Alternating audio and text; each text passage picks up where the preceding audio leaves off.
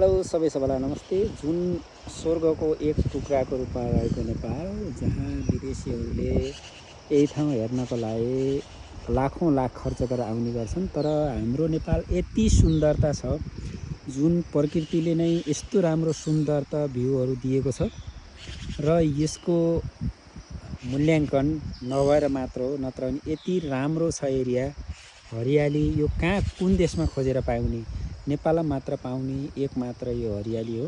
र यसको यो यस्ता झोलुङ्गे पुलहरू जहाँ खोलो छैन त्यहाँ सोखको लागि बनाइन्छ, तर यहाँ यस्तो राम्रो झोलुङ्गे पुल, यसको हाइट करिब 400-500 मिटर माथि रहेको छ र सुन्दरताले एकदम भरिएको यो दृश्य मैले अहिले हजुरहरूलाई अवलोकन गराउँदैछु र हजुरलाई यो दृश्यहरू जस्तो लाग्छ त्यस्तै कमेन्ट गर्न नछुटाउनु होला।